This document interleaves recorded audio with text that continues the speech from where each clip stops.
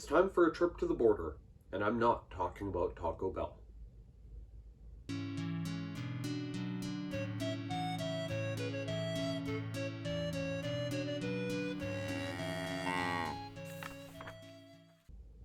Hi everyone, I'm Jacob, I'm the CowHatLibrarian, and I've got a great graphic novel to talk about this morning.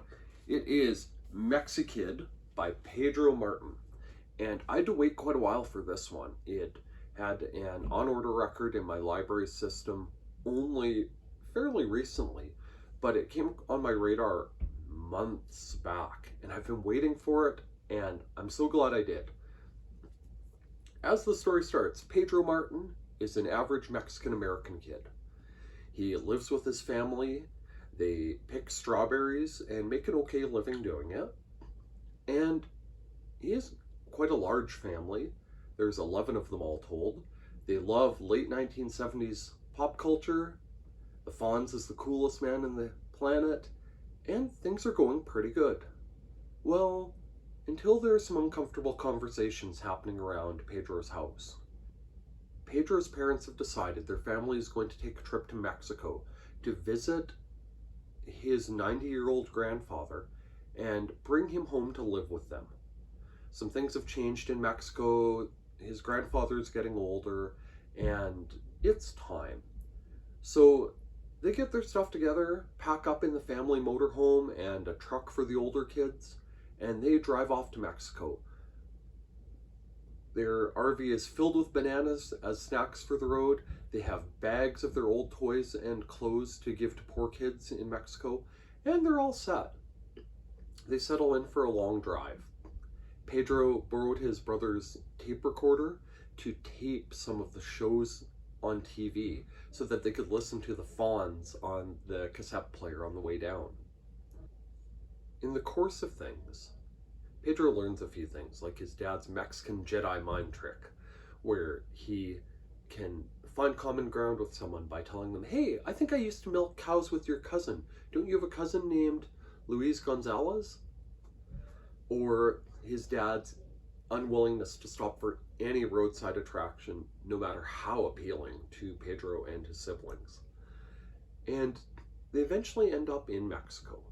They travel to where Pedro's grandfather lives and help him with some harvesting, and they have to help him with a fairly unpleasant task. The water table is rising in the cemetery where Pedro's grandmother is buried.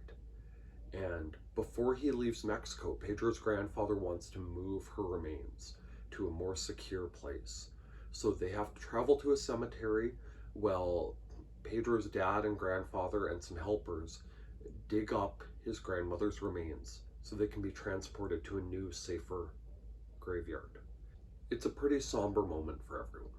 And it hits especially hard for Pedro because he's been told stories about his grandfather's role in the Revolutionary War, and he has a hard time reconciling the man in front of him with the near superhero he imagines from the stories.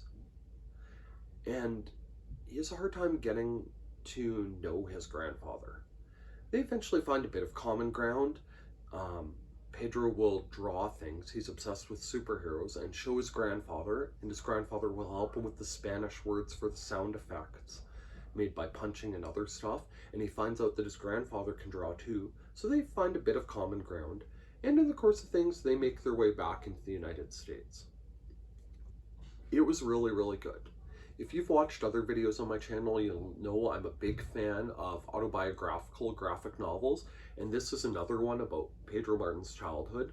It was great seeing the story from his perspective, and the family relationships there are just incredible. With a family of 11 people, there's a lot that could get dropped in one story, but everyone has a very, very clear relationship with Pedro. You can see how his older sister feels about him, how his younger brothers feel about him, how his parents deal with his superhero and action figure obsession, and they bounce back and forth off each other, and it's very clear that Martin drew this from his life, and it's great. Pedro's disconnect between his image of his grandfather and the stories about him, and how he is now is something I think a lot of people can relate to. I had a grandfather who was in the Second World War, but for my life, I knew him as this older guy who lived on what could charitably be called a small farm, and who took care of a couple animals and grew a big garden. And I didn't know him as the man who fought in a war, or the man who worked in a mine, or the man who ran equipment, or anything like that. So that was very, very true to my experience. The art style is great, nice and clear and clean. A slightly more muted color palette. You're not going to see a lot of neons or bright stuff here, but it's very, very effective. Martin did a great job illustrating it. If you like things like Mexikid, the graphic novel I talked about previously, you might get a kick out of this. It covers a lot of the same ground, Mexican identity and family, and the interconnects with the United States. If you like the Sunny Side Up series by Jennifer and Matthew Holm, and I just learned the other day there's a 5th one coming out in that series, which I'm excited for, and I'm going to put a hold on as soon as it's available in my library's catalog. It's another period piece from the 70s, and it hits a lot of the same nostalgia notes, which is kind of fun.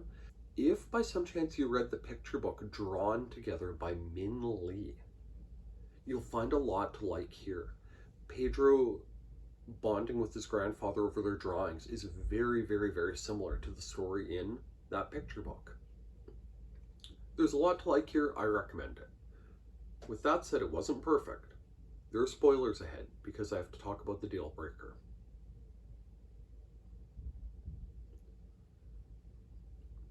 Okay, this is a major, major nitpick, and it's probably an unfair one too, but here goes. At the front of the story, Martin offers sort of an introduction to his family and Mexican-American life. And that's fine. It's a good idea to set that sort of groundwork for the rest of the story. Bring readers up to speed. Don't make them figure out how all this stuff works a third of the way through. And that's fine. But he spends a bit of time talking about the difference between people's American names and their Mexican names, and introducing every character with their Mexican name and their American name, and none of it mattered. None of it mattered to the story, even the tiniest bit. And most of the people had the same name regardless.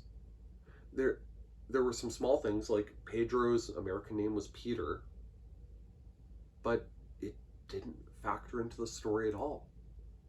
It's not like there was a disconnect between some people calling him Pedro, some people calling him Peter and not being sure that it was the same person. Or, you know, his brothers and sisters having different names and him having to call them those names based on the context they were in. It didn't matter to the story at all. Now, I know it was an element of Martin's life, and I mean, I don't want to discount anything that was a part of his life that he felt was important to the story.